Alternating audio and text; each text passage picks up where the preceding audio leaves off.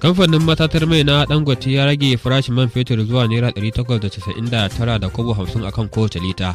Wata kotu da ke babban birnin tarayyar Abuja ta bada belin tsohon gwamnan jihar Kogi Yahaya Bello akan kuɗi naira miliyan 500. Wata babbar kotu a jihar Kano ta umarci gwamnatin jihar da ta biya diyan naira biliyan 8 da miliyan 511 akan rusau. Daga ƙetare kuwa za ku ji shugaban ƙasar Rasha Vladimir Putin ya ce dakarun Rasha sun kama hanyar cimma nasara a yakin da suke da Ukraine.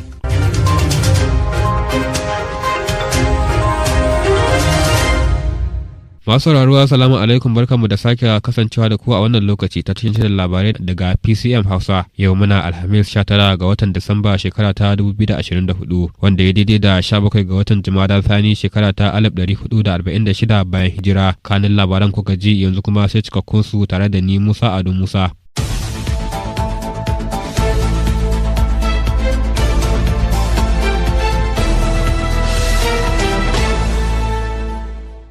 Kamfanin matatar mai na Dangote ya rage farashin man fetur zuwa naira 899.50 akan kowace lita cikin wata sanarwa da kamfanin ya fitar a safiyar Alhamis mai dauke da sa hannun babban jami'in yada labaran kamfanin Anthony Chejina. A cewar sa, wannan ragin farashin man fetur din na da nufin rage kuɗin sufuri a lokacin bukukuwan ƙarshen shekara. Kamfanin ya bayyana cewa an ɗauki wannan mataki ne domin samar da sauƙi ga 'yan Najeriya kafin lokacin bukukuwan ƙarshen shekarar. Matatar man wacce ta kasance ta farko mai zaman kanta a nahiyar Afirka, wadda a baya ta rage farashin zuwa naira 970 akan kowace lita a ranar 24 ga watan Nuwamba da ta gabata, yanzu ta sanar da sabon farashin na naira 899.50 akan kowace lita. Jam'iyyar PDP ta soki kasafin kuɗin da shugaban Najeriya Bola Tinubu ya gabatarwa majalisar dokokin ƙasar, wanda ta bayyana a matsayin wani abu da ba zai yiwu ba, wanda babu gaskiya a ciki. Sakataren yaɗa labaran jam'iyyar PDP Debo Ologunaba ya ce kasafin kuɗin ya shafi abubuwan da za su ƙara jefa jama'a cikin ƙangin talauci da kuma matsalar tsaro. Shugaba Tinubu ya gabatar da kasafin na shekara ta 2025 wanda ya kai naira tiriliyan 49 da biliyan 700, inda ya sha alwashin bayar da fifiko ga ɓangaren samar da ayyukan raya ƙasa, kiwon lafiya da ilimi. Sai dai jam'iyyar PDP mai adawa ta ce gabatar da kasafin kuɗin ba wani abu bane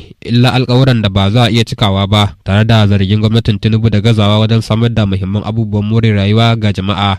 Hukumar bayar da agajin gaggawa ta Najeriya nema ta karbi 'yan Najeriya 310 da aka dawo da su daga jamhuriyar Nijar. Ofishin nema na Kano tare da gamayyar hukumomin da suka hada da hukumar shige da fice ta ƙasa, hukumar kula da masu ƙaura ta duniya IOM, hukumar kula da 'yan gudun hijira ta Najeriya da hukumar tsaron farin kaya DSS ne suka karɓi mutanen a Kano. A cikin wata sanarwa da ta wallafa shafinta na Facebook a yammacin Laraba, hukumar ta bayyana cewa mutanen da aka kawo sun hada da maza 98, mata 41, yara maza 85 da yara mata 86. Sai dai hukumar bata bayyana dalilin da yasa aka dawo da mutanen gida ba.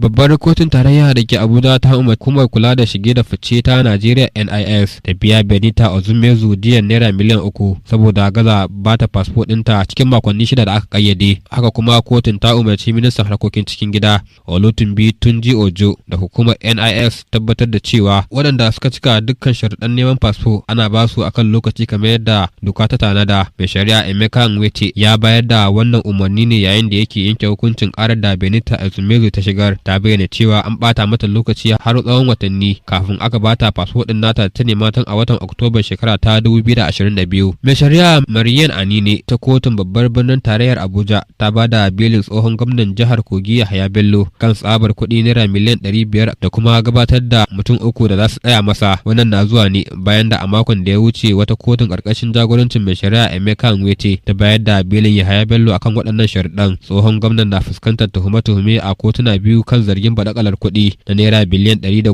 da kuma naira biliyan 80. Kuna sauraron labaran ne daga nan Pcm Hausa, za kuma ku iya bibiyar mu a shafinmu na intanet a www.pcmhausa.ng.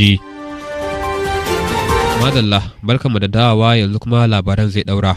Hukumar kula da ingancin abinci da magunguna ta Najeriya NAFDAC ta rufe kasuwar Ezuku da ke birnin Aba ta jihar Abia bayan gano kayayyakin da suka lalace na kimanin naira biliyan 5. A cikin wata sanarwa ta wallafa shafinta na X, hukumar ta NAFDAC ta bayyana cewa a rufe shaguna 150 a kasuwar bayan sumaman da ta kai a cikin kasuwar na kwana biyu a ranar 16 da 17 ga watan Disamba shekara ta 2024. Hukumar ta NAFDAC ta gano wuraren da ake samar da kayayyakin jabu da waɗanda lokacin amfanin su ya ƙare, ciki har da abubuwan sha, kayan shayi, barasa, man girki, taliyar yara, madarar gari da madarar yogurt. Dr. Martins Oluyomade, daraktan shiyar kudu maso gabas na hukumar ta NAFDAC, ya bayyana kasuwar a matsayin cibiyar sayar da jabin kayayyaki, yana mai nuna rashin jin daɗin sa game da yadda ake ci gaba da wannan ciniki ba bisa ka'ida ba. Shugabar hukumar Farfesa Mojisola Adeyeye ta tabbatar da cewa NAFDAC ba za ta lamunci irin wannan ɗabi'a ba, tare da jaddada ƙudurinta na kare lafiyar al'umma da magance matsalar samar da jabin kayayyaki a kasuwanni.